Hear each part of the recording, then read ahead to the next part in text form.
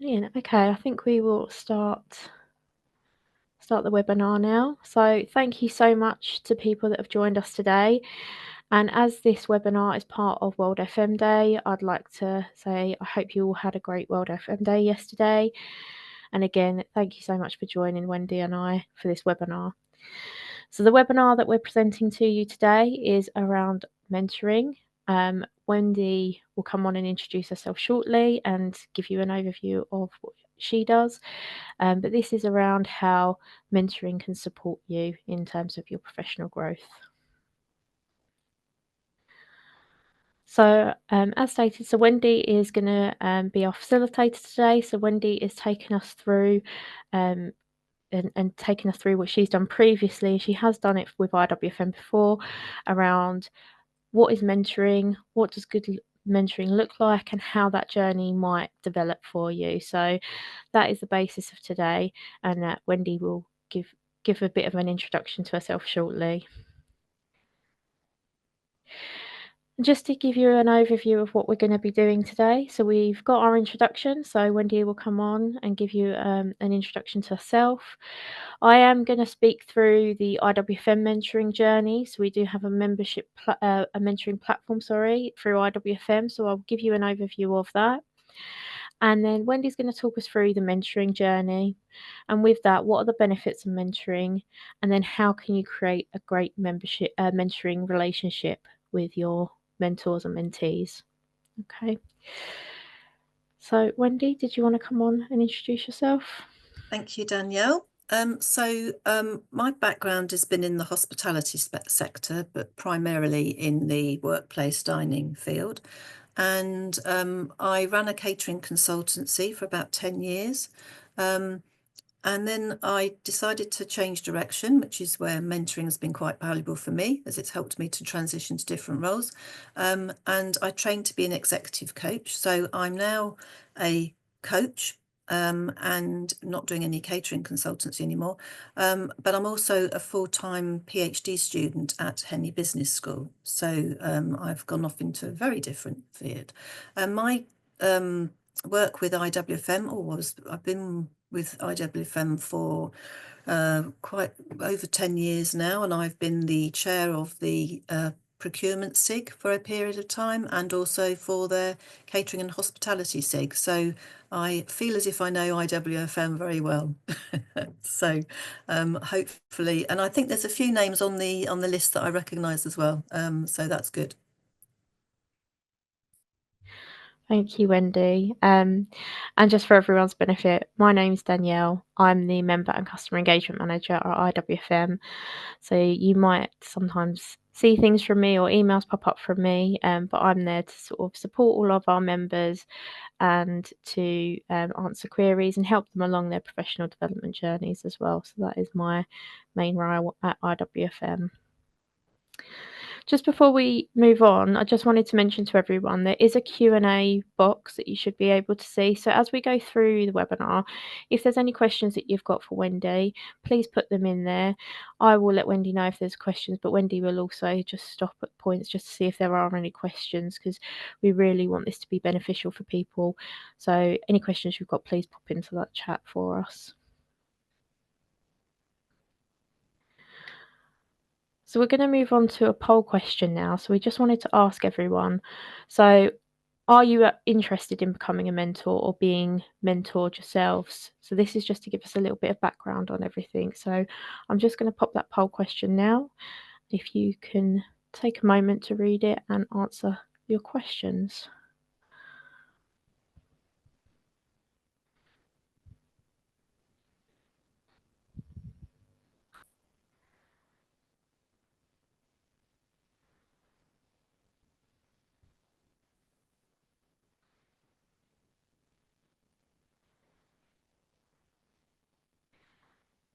Yeah, okay, I think we've got everyone's answered on there. Have the answers come up for you, Wendy? I just want to check. No, not yet. Okay. No, I'm not seeing the responses. Okay, I'm going to end it. I don't know if it's going to come up.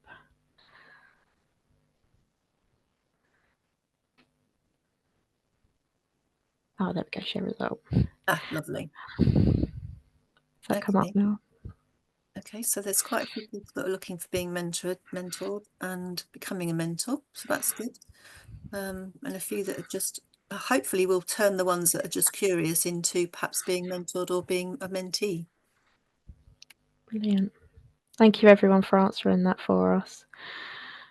Okay, and I think there's one more poll question we've got, and that's just about your membership level.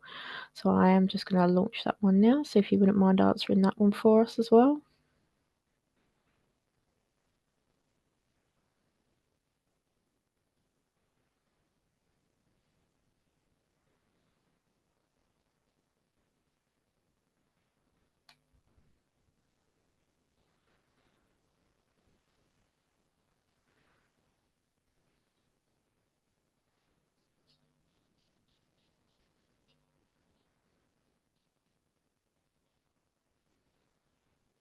Okay, I think we've got everyone on there now, so I'll share that one as well, Wendy. Okay, so we've got a good mix of different levels. That's great. Thank you, Brilliant. Dana.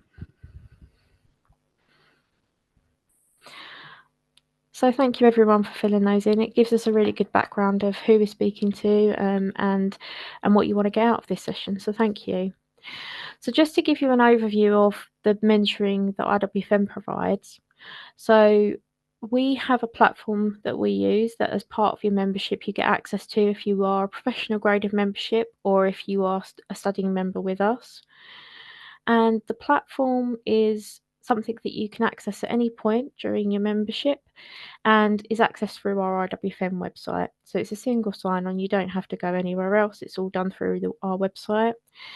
And the way the platform works is that it will ask you to fill in a profile for the what you want to do. So I know on some of the answers we had some people that even said both, and that is how our platform works. You can either be a mentor or a mentee, or you can be both. So depending on what skills you've got, if you've got a very particular skill set and you think that would be great to share with others, you can be a mentor.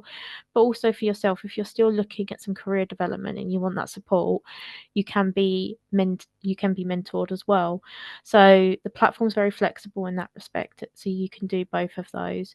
And then what it will do is it will ask you to fill in this profile depending on what you're looking to get out of this relationship, and that's how it will match you with people.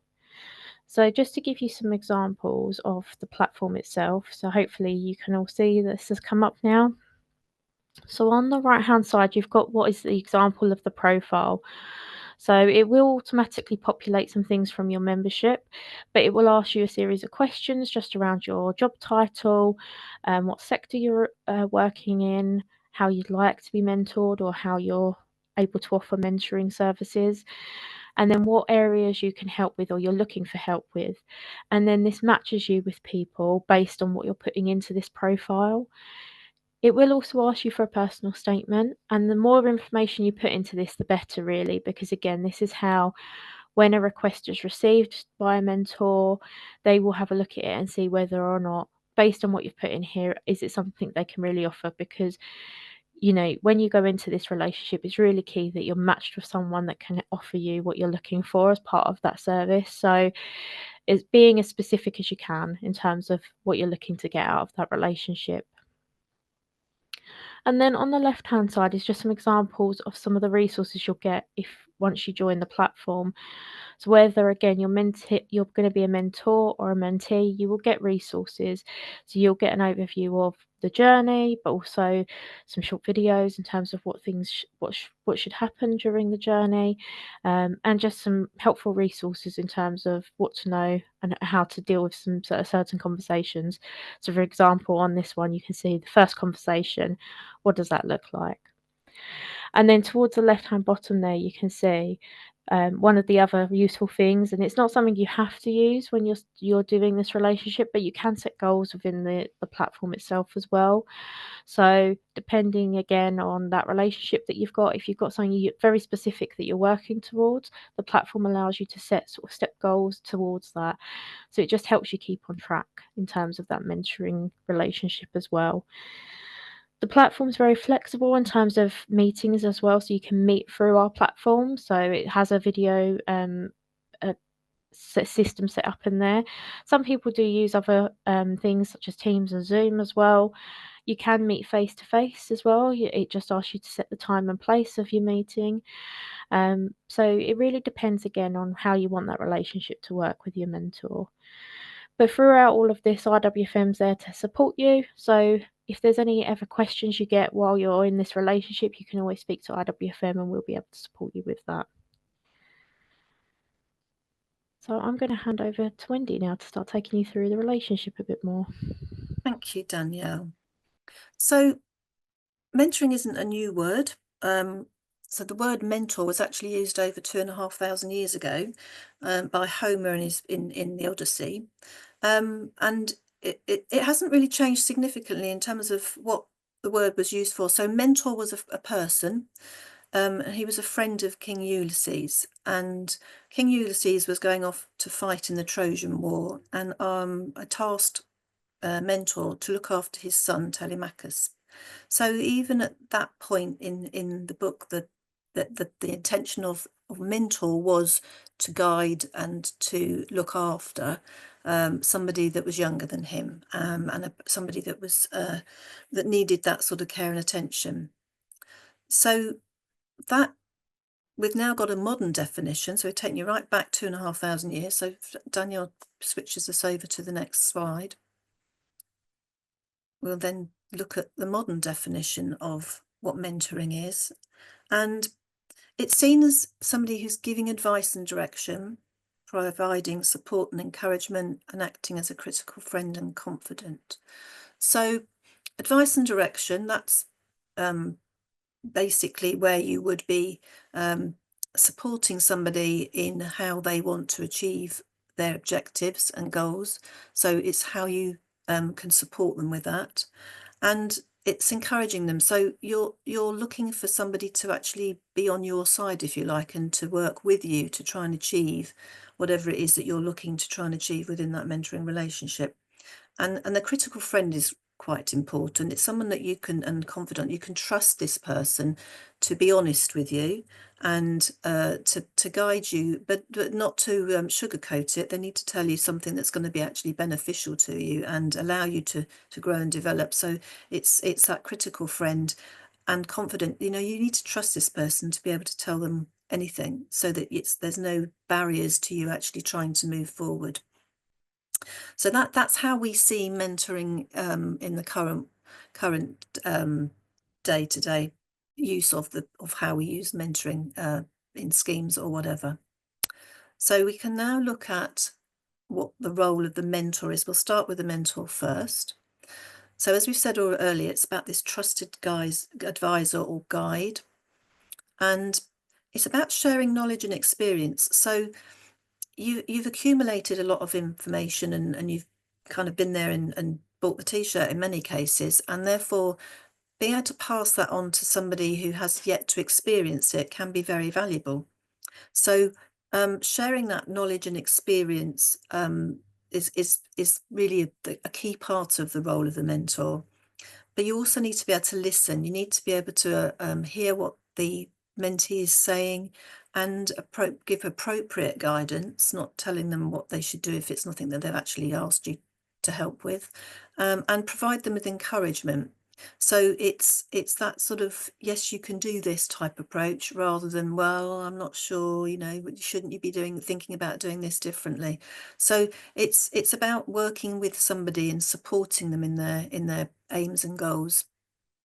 And the acknowledging progress bit is really important, because sometimes you can lose sight when you're on a path of development, of actually you can only see what you've got ahead of you and not necessarily what you've achieved already.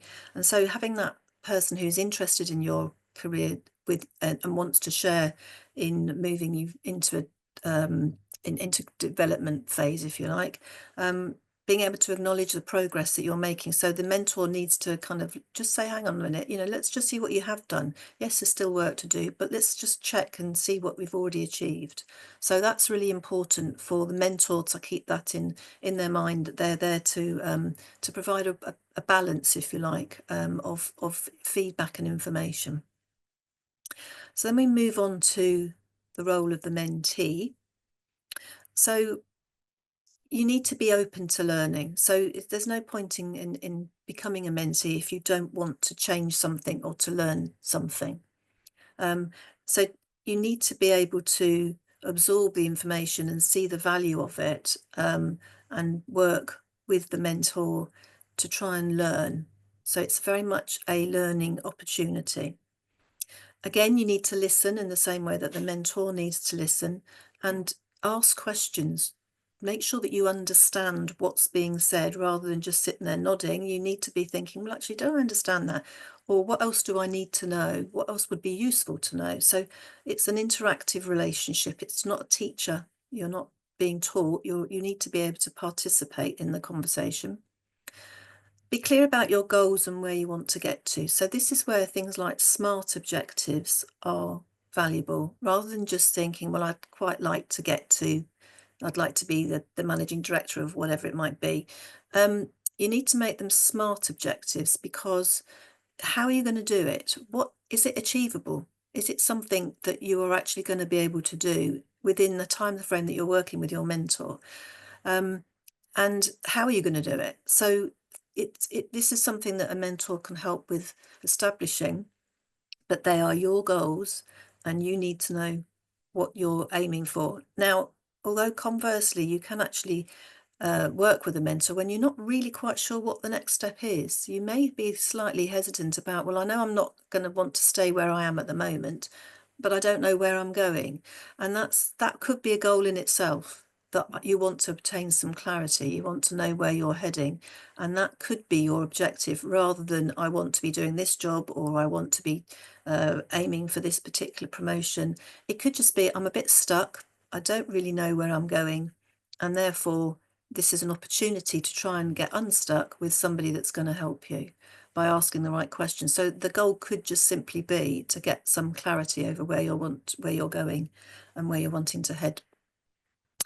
You do need to put in the work. This is not for the mentor to do. The mentee is the person who's going to make the change happen. So you need to be prepared to go away and think about things after the meeting. You need to be able to contribute during the meeting with what you've been working on during the period in between the two meetings. So you need to be 100% signed up to doing the work that you have agreed with your mentor between the meetings and at the meetings. So the responsibility is not for the mentor to make the change, it's for the mentee to make the change. And something that's really quite important is be courteous. Remember that your mentor is giving their time for you, and therefore you should appreciate the fact that they are doing that for you.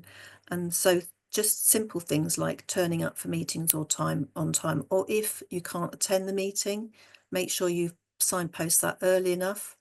Or if there's things that you've been asked by the mentor to produce, make sure that you support that request. So just basically be mindful of the fact that this person is there to support you, and therefore you need to be courteous towards and your behaviour towards them. So I've been talking for a few minutes. Is there anything that anyone has any questions about so far on what we've covered, or there's comments that they would like to make around what actually is the roles of those two roles?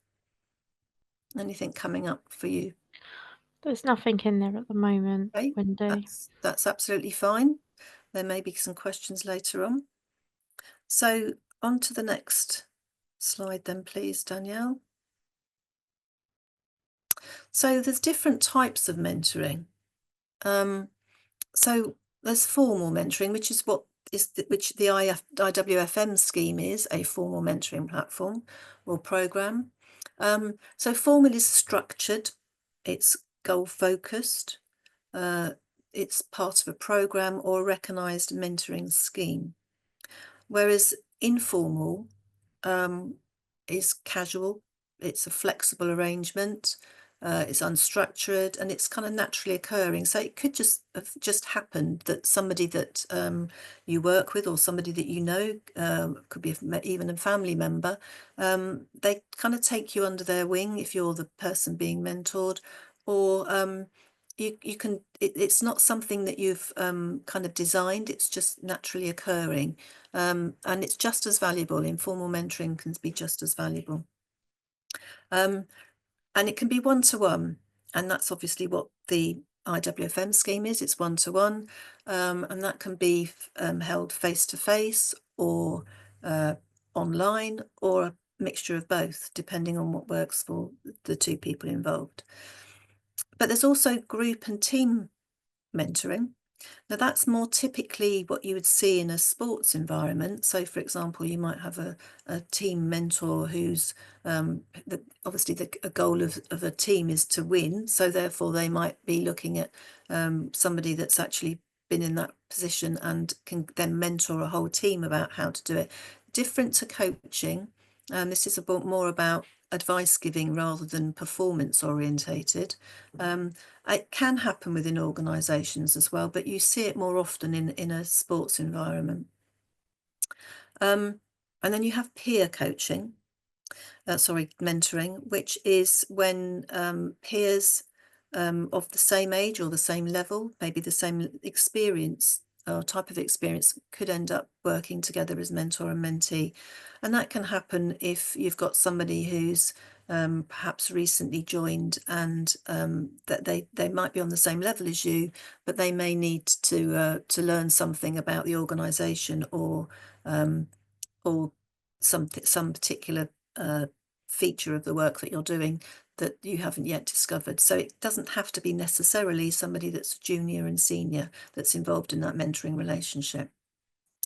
And there's also reverse mentoring, which is where it flips around and you have a junior person who's mentoring a senior person.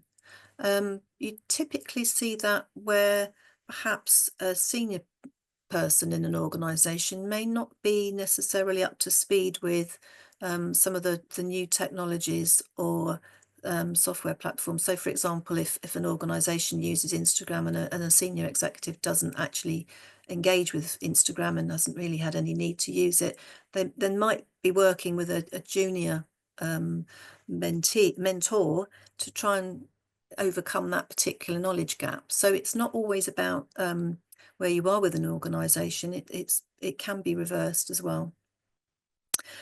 And then we have situational mentoring.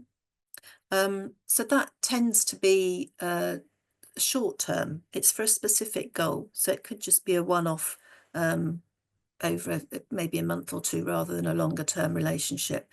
And that's the sort of time that you might then have somebody that a new starter, or somebody's just been promoted and they just need some help with that transitional period. It's not buddying.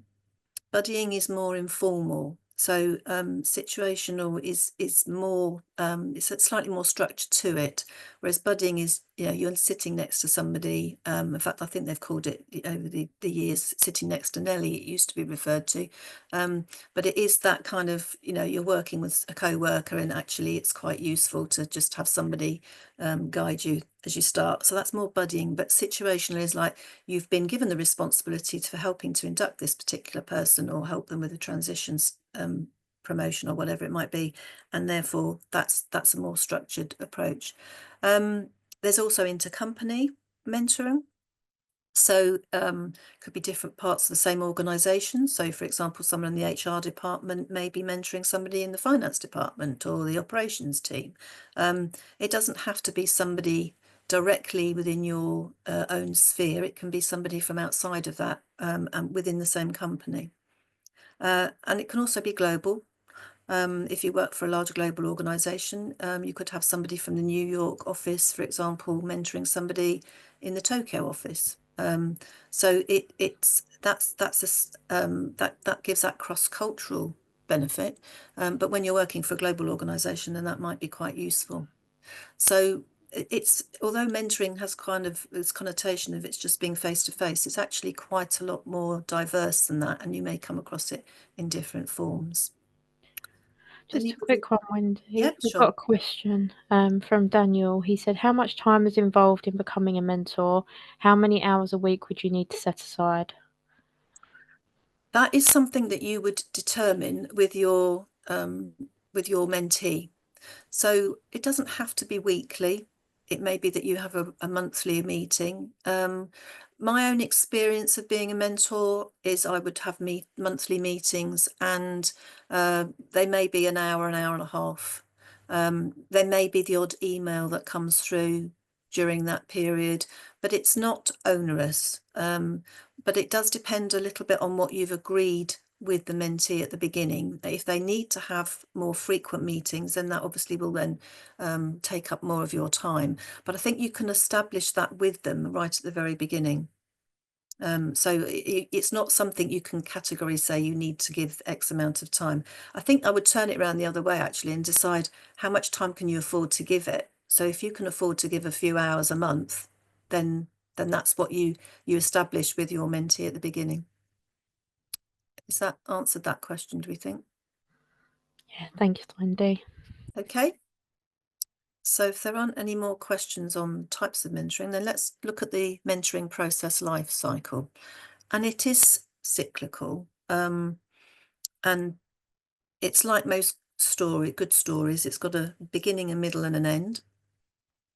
Um, the the beginning is really about establishing the relationship, setting boundaries and expectations. So this is going back to Daniel's comment or question, is about how you're going to work together.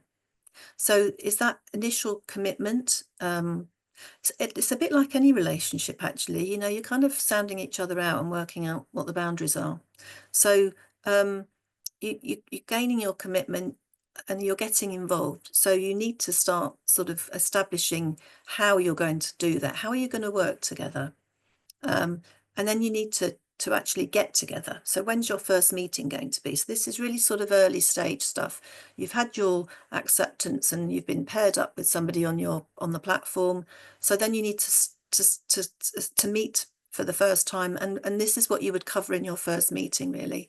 How are you going to do this? And it needs to be agreed between you, because the mentor may have had more experience of doing this, particularly if they've been a mentee previously, they would have a better idea of what's involved. But actually, it is something that you both need to establish and agree at the beginning, so there's no misunderstandings. And then once you've kind of conquered that part of it, you just need to get to know each other, because this is about working together and working out what's best for the mentee. And you can only do that if you actually spend some time to actually understand who they are as a person, what motivates them, how do they like to work. So you need to get to know each other, and then that will help you with trying to determine how uh, to work on the goals and the objectives that have been set by the mentee. And then you do the work. So then you actually have your meetings, you uh, track progress, you work out where you're going and what's been achieved.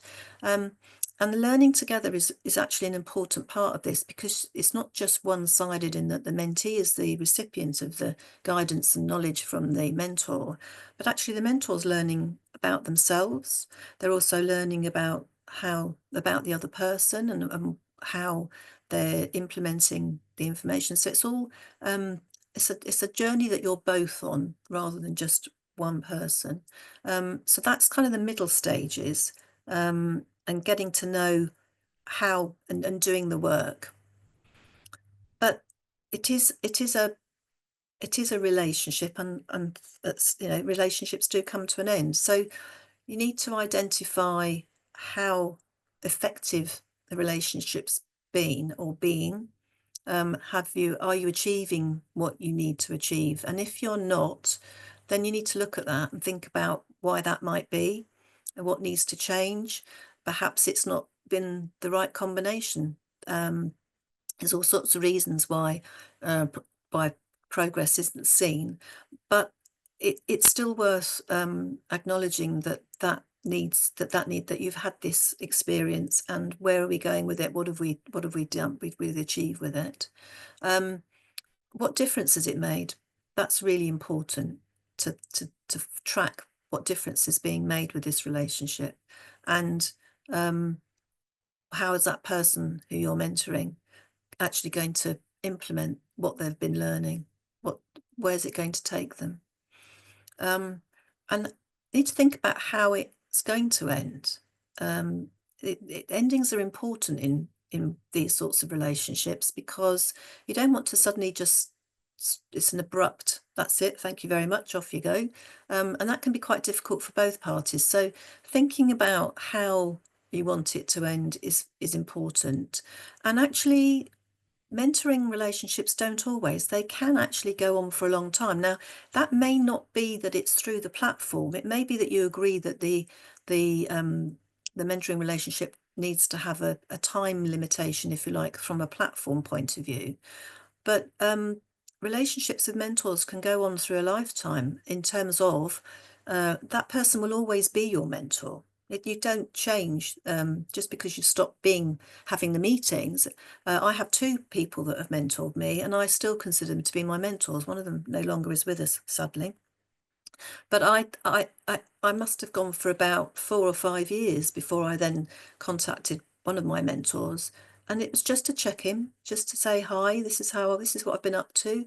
But there wasn't a formal meeting in terms of I need to start this relationship up again. It was really just I valued your guidance then, and I'd like you to know how I've got on, but also this is what I'm thinking about doing next. So you can return back to a mentor relationship if you're both in agreement. But mentors generally are quite happy to know how their mentees have progressed. So this is something it's quite sad when the mentoring relationship doesn't have that ending, but it does happen. It does happen. Sometimes people just go off and that's it. You never hear from them again. So be prepared for that, and perhaps talk about it when you get close to the end. Actually, just think about how you would like it to finish. Do you want it to continue in an informal manner once you've finished on the platform, or actually, do you know what? That was it. I might need another mentor to doing something totally different, and that's okay too. You don't always have to have just one mentor in your career development, because people have different specialist skills that they can help you with. So when you've got to that stage in the relationship, then yes, it's nice to say goodbye rather than just drop off the planet. And hopefully, if you've had a good mentee experience, you will want to give back at some point in your career, and you will want to be a mentor. And this is why it's kind of seen as a cycle, because the mentee then at some point then wants to give back and go through the process as a mentor. And that's certainly been my experience, that I've been both mentee and mentor. So it is a cyclical process, but it's got its stages that you would perhaps develop and go through. So have we got any questions on that, Danielle? Nothing at the moment, Wendy. That's good. Well, hopefully that all made sense. So let's move on to what to expect. So what isn't mentoring? So it's not an opportunity to fix day-to-day performance issues. So, this is more of a long-term strategy about where you're trying to head to, rather than dealing with one very small career tweaks, if you like. It's not seen as I've just had a bit of a challenge running with my boss, and I need to sort that out, because I'm going to get fired if I don't sort it out. That's not the purpose of mentoring. Mentoring it may come up in a conversation, but the purpose is more holistic. It's about how where are you going and what are you trying to get to, rather than just dealing what's in that moment. Now that may feed into something that you discuss during your strategizing, if you like, but actually it's not there to fix it. This is about your long-term development. And in the same way, it's not an opportunity to go past your line manager if you're having a bit of a challenge and get your mentor to step in. That's not the role of a mentor. And this is particularly important in an organisation where you may have a line manager who's reporting into your mentor, but you cannot expect your mentor to interfere with anything that's going on with your line manager. And you cannot expect your mentor to go into bat for you if there's a problem. That's not what it's about. You have to take total ownership of your relationships with both the line manager and the mentor. So there's no jumping. You have to go through the person that you're working for. It's a supplementary rather than instead of. It isn't an opportunity to transfer a career and get that next vacant job role. So it's not a shoe-in for the next job. It it's you can transform a career from by having a mentor if you weren't sure where you were going and you've got the right sort of guidance and you can see a way ahead. But this isn't saying, well, you're going to be you're going to be mentored, and as a result of that, this is going to be the next job for you. It doesn't come with any guarantees. It's about providing the perhaps some support to allow you to progress, but it doesn't. There's no guarantees that you're going to. So it's not a magic wand. And it's not an opportunity to abdicate responsibility for who owns the personal development. That sits very squarely with the mentee. The mentor is not responsible for your personal development. The mentee is the person that's got to make things happen. They are the agents of change. So you can't just say, well, my mentor said. You have to want to make that change. You've got to do it for yourself. And anything that's achieved because of it is down to you. It's not even down to your mentor. Your mentor was there to support and guide, but actually you were the ones that made that happen. So you can't just say, well, my mentor wasn't very good. They didn't do all this. They didn't get me where I wanted to go. You have to take responsibility for what you achieve. And it's not patronage or sponsorship for the same reasons that your mentor's not going to open up doors for you. They're not going to make everything happen for you. They might have some contacts that they can introduce you to, but they're not going to take you under their wing and make sure that your career suddenly changes. That's putting too much responsibility on a mentor. But if you so you need to see it as it's not like somebody's going to champion you into your next role.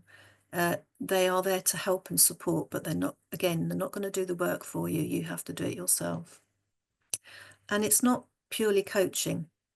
So coaching may be used by the mentor to work with you, and so coaching is very much more about bringing insights or allowing you to create insights. It's not so directive, whereas mentoring is directive. So you will be sharing your own advice and knowledge, which coaching doesn't typically do.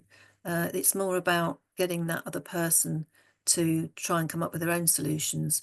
Whereas mentoring, I might give you some advice about, well, actually, I was in that situation and this is what I did. It's not saying you have to do it, but it's giving you some information, whereas coaching may not do that. So it may be a bit of a hybrid depending on your mentor as to whether they might mentor you in a coaching style, but it's not coaching. So what is it then? We've done all the negatives of what it's not. So let's have a look at what mentoring relationship is. So it's an active learning one. So you have to be prepared to be an open book, if you like, and to absorb the information and to challenge things when you need to challenge them, but to understand, and you are there to learn. That's basically what it is. It's a stretching and broadening experience for all parties, and that's the important part here. The emphasis is on the mentee developing, but actually by becoming a mentor, you also develop. You also learn something about yourself, and you can add this to your experience. We'll cover a little bit more about that in a minute. And it is flexible enough to meet the needs of both parties. So this is where we go back to the beginning of that cycle about agreeing how you're going to work. That you can achieve something that works for both of you if you establish what that is at the beginning. So it's how you want to work together. It's not a structured programming that you have to have meetings that last for X amount of time, or that you have to do it in this particular way. It's how you want to work together. And it's open. You have to be open but confidential. So you're both going to be sharing information about each other. So the mentor is going to be sharing information about themselves, and that's up to them how much information they share and how deep it goes. But they need to be open. And the same with the mentee, that you need to tell your mentor what's going on. They need to understand what's going on for you to be able to give you the right sort of support and encouragement that you need. But the important thing is it needs to be 100% confidential. Anything that you're discussing between the two of you should not be shared outside of that meeting, because otherwise that closes down what you'll tell somebody. So you keep it between the two of you, but that allows that openness to continue. And that really leads into the positive and trusting relationship, that it is there for a genuine purpose. And you do need to be able to trust each other. And if you don't, then the relationship's not going to work. So any questions or thoughts that have come up from that, Danielle? There's nothing in the chat at the moment, Wendy. Okay, that's fine. So if we move to the next slide. So what's the benefits of mentoring for a mentor? So actually, although it's set up to support mentees, actually it does support the development, your own self-development as a mentor. Things like soft skills. So it's helping you to develop your leadership skills and your interpersonal skills, how you can learn how to be empathetic, how to support, how to encourage. All of those things are things that you will be putting into practice and developing further as a mentor. It also supports personal growth towards self-actualization. Now, I don't know how many people on the call know about Maslow's hierarchy of needs, so apologies if I'm preaching to the converted, or you already know about it. But Maslow's hierarchy of needs is Maslow created this pyramid of what we need to succeed throughout or develop throughout our lives. So it starts off at the beginning with what we need to our food, breathing, just the basic stuff, just to exist. So that's what everybody needs. And then we move into safety. So that's then helping us to feel secure. And that's making sure that we've got a roof over our head and that we've got people around us that we can trust. So safety is important. And then that will help us to move on to being part of a community, to belong, friendship and family, which then builds our esteem as we move into that level. And builds our confidence. We start to achieve things. We can be respectful of other people and of ourselves. And that then leads finally into self-actualization. So this all goes on throughout our lives, and it takes time to sometimes accumulate these things, and you can almost identify where you might be within that pyramid. Self-actualization is about as far as you can go, according to Maslow. This is what we need. We need to feel appreciated, and we become more accepting of the world. I suppose we become more of a a world, somebody that's kind of got a world view rather than just being very insular. We start to think about other people, and that's really where mentoring starts to pitch into the self-actualization part of it, is that we want to give back. We want to be able to, because we can do the problem solving, we just want to kind of help other people. And it's that sort of a shift within an individual to actually get to a stage in their lives where they actually want to stop and say, do you know what, I've done a lot for myself, but actually I quite like to help somebody else now. And that's where the personal growth comes from.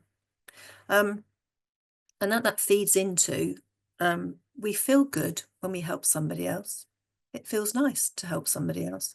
So um, by mentoring, you are encouraging somebody who's yet to achieve the things that you've achieved, and you're helping somebody, you're giving them a bit of a helping hand on the way up, and that makes you feel good. And when you feel good, that feeds into your well-being and what goes on around you as well within your own life. And it's also a recognition of how far you've come, and what you've learned. And as you're talking to your mentee, it's kind of registering, oh my gosh, yes, I have done quite a lot, or, I have achieved quite a lot of stuff, and I know things that I hadn't really registered. And that makes you feel good as well. It all feeds into this kind of, it's not creating this huge ego, I hasten to add, but it's actually about recognizing how far you've come as well, which I think's also important. So that's the benefits of mentoring for mentors. And then we've done the same thing for mentees. So it gives you a one-to-one learning experience, which is designed just for your needs. This isn't a that there's you've got a dedicated attention of one person who wants to help you, and they will be helping you on the things that you want to be helped. So rather than some corporate program or some training course that you might be going on, this is just for you, and that's valuable. You don't very often get an opportunity to have that one-to-one attention. Um, and it does support your professional and personal development, and the two things go hand in hand. So yes, you might have some professional goals that you want to achieve, but actually you have to develop as a person to be able to move on throughout your career. So and there may be things within your own personal lives that actually are hindering your career development, and that's something that you can also discuss with your mentor. So again, it's about allowing you an opportunity to grow. Um, the self-awareness and reflective practice, in order for you to be able to grow and develop, you need to be thinking about what you're doing and absorbing that information that you've been given during your mentoring sessions. You need to take that away with you and think about it. You need to be learning how to reflect on that information and be aware of what's going on with you and how you come across to other people, and how the areas that you might be working on will impact on those around you. And you need to have that self-awareness and the ability to recognize that through reflexivity. And then when you go back to your meetings with your mentor, you need to think about how what you've learned about you during those sessions as well. So it encourages that practice, which is important for us as we go through our lives. Um, and it builds self-confidence because you're making some progress. You're doing something positive to help you with getting to where you're intending to get to. So it does build confidence, and it provides you the advice and information to increase your own knowledge. So you will be learning from your mentor. You'll be learning with them, and you can be learning separately if you've been signposted to go away and have a look at this, where you'll be learning away from the mentoring session. But it's increasing your knowledge base, which will help you going forwards. So I don't know whether anyone's got any comments about what they think, whether there's anything that could have been missed out, perhaps, or there's things that actually resonate with some of you that you're thinking, well, actually, that's really quite useful. There is one question, Okay. Wendy. It's from another Wendy. Okay. Any tips on writing the personal statement? I think this is part of the platform where they're going to Yes. write their Yes. statements. I would I think about who you are as a person and what you might want to be, what you're looking to achieve. So so how have you, who are you to start with? What is it that you've come to mentoring about? So what is it going on with you that's wanting you to become to get this information for, to work with a mentor? So that what do you the purpose of the personal statement is really for the mentor to have some indications, a little insight into who they might be working with, and also for IWFM to actually try and match the right people together. So it's just, what is it about you that somebody would need to know about when they come to work with you? So that could be some of your ambitions. It could be the way you work. It could be a little bit of personal information. I wouldn't suggest you put too much in there. It's not a biography in that way. It's really about, what is it about you that's driving you towards wanting to be a mentee, and what information might be useful to your mentor. Is that helpful? Wendy just said thanks and the word count. I don't think there's a word count in there, but I will double check and come Yes, back thank you. afterwards, Yes, Wendy. you can go back to the other Wendy. I'll go Yes, back to the other Wendy directly. yes, yeah. You don't. I don't think an essay is going to help. I think it's probably better to be quite relaxed about writing it, because you're going to get more useful information coming out of it, rather than trying to write enough or too much. So I think, yeah, that would be helpful though, to know if there's a limit, because sometimes you run out of space on the when you're typing away. Thank you, Danielle. So, oh, is there another question? No, that was that one. Right. We So, did. Oh, sorry. it's all right. It's just I think it's more a comment. So Desiree said, "Great webinar, thank you. I did not realise I've mentored quite a few people as well as mentoring myself by best behaviours. Sorry, emulating best behaviours in others." So Yeah, it can be. This is going back to that informal and formal. We can be mentoring people without even knowing that we're doing it. So it's got many different hats, I suppose. Whereas this is a more formal one. Actually, informal mentoring, we probably do more of it than we realise. And even people that are less experienced that are now looking for mentors may well be mentoring people informally that are much younger than. It might be one of your younger siblings or whatever it might be. So yeah, we do it without even knowing sometimes. That's a really good point. I think we're coming up to the last slide now on my side. So just a few tips that I've found helpful over my mentoring and menteeing. I've been both, uh, opportunities that I've been able to sort of pick up tips as I've gone along. So it's really important to establish how the relationship will work right at the beginning, and then there's no room for misunderstandings as you go through it. So, even just basic stuff about frequency of meetings. How do you like to work? So if you've decided you want to set up a WhatsApp group, just between the two of you, a WhatsApp chat, then do it that way. But if you don't want to do it that way, then do it, however works for you.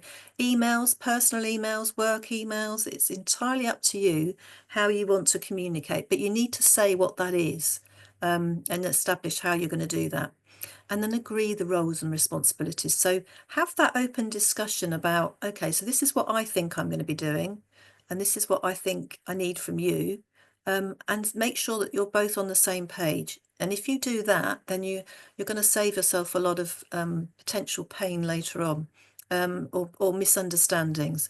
And if you can get the relationship off to a good start right at the beginning, it makes a difference.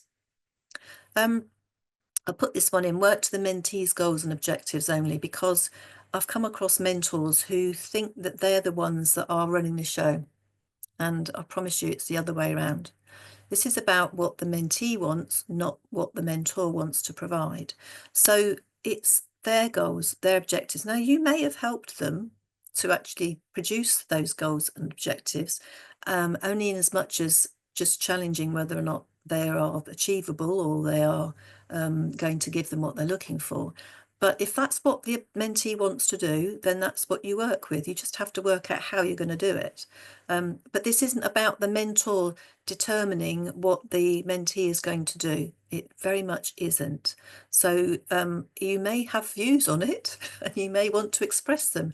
And there's no reason that you don't think. You might say, I'm not sure about that. But at the end of the day, it's what the mentee needs and wants, not what the mentor thinks they should or shouldn't do. And be respectful of each other's needs. Make sure that you work considerately for both on both sides. And make sure you review progress at each meeting and acknowledge the achievements. You really do need to celebrate those successes when you see them, even if they're very small, and check how you're doing against perhaps each meeting. So how have we done against the last meeting, action plan perhaps, and how we're doing against the bigger picture. So just keep the end in mind. Where are you trying to get to? And finally, remember why you're doing it. Enjoy it. It's something that is can be really valuable, and just remember why you signed up to do it. Because there are times when you just think, I'm so busy and I haven't got time to do all of this, and then just take a step back and just think, why am I doing this? And that will refocus you back again into what you're going to be getting out of it. So I think that's me done. Oh, there is just one more slide, which is I really love this quotation. For me, it sums everything up. Behind every successful person, there is one elementary truth. Somewhere, somehow, someone cared about their growth and development. This person was their mentor. So I shall leave you on that. So Daniel has asked a question about where to sign up. So I'm going to come on to that, Daniel. We've got a QR code at the end of this, which is here. So there is the QR code on the screen. You can do it through your membership as well. So when you're logged in as yourself on the website, you can go to my IWFM, and under your details there is also a link to sign up to the mentoring platform. So, but you can use that QR code that is on screen now as well. So thank you so much to Wendy for her session. I think it's been really useful. Just a couple of last minute bits from me. So just to remind everyone that as a member, this is part of your membership benefits, that you get access to this platform. And on the screen here, you can see that there are other ways that we are looking to support you. You know, with the membership, it's really important that, obviously, we know not every membership benefit is going to be for every person, but there's so many great things that you may not realize. So obviously, as a professional member, you'll get post nominals. You also have networking included within your membership, which again really feeds into the mentoring, because you may go to some of these events and find and link up with someone that could be a really great mentor for you. So attending events is really kind of key critical to some of your membership benefits. We also have access to our guidance, our research, and our knowledge hub. We have our community groups forum again, which is a really great link into mentoring, because you can actually connect with people within your region or within special interest groups, ask questions, post documents, all of that kind of stuff, and get feedback from people within the profession around some of those questions you may have. You also do get discounts on training courses. We have our bi-monthly Facilitate magazine that comes out as well. And as this session's all been about, you have your mentoring as well. But if you've got any questions about any of your benefits, please feel free to reach out to us at IWFM. Our team is always there to support you with your professional development, and can talk to you about any of these benefits that you can see on screen here, or the mentoring. Is there any final questions just before we finish up at all? Is there anything anyone wants to ask? Please feel free to put it in the Q&A. See anything in there at the moment? Just to remind everyone, this is part of your CPD. So if you've attended this session today, you can actually log this in your CPD records through the IWFM website. There is a code that is associated with this, which is on screen now, and a QR code for you to actually log that CPD as well. So again, thank you so much for joining today. I think it's been a really great session. Wendy's details are also on screen now, so if you have any follow-up questions for Wendy at all, or you'd like to get in touch with her, you can also contact Wendy. But Wendy, thank you so much for doing this session. It's been really insightful. I've really enjoyed it, and I hope everyone else has as well. Thank you. Very welcome. Thank you. Thank you all. Have a great day. Bye-bye.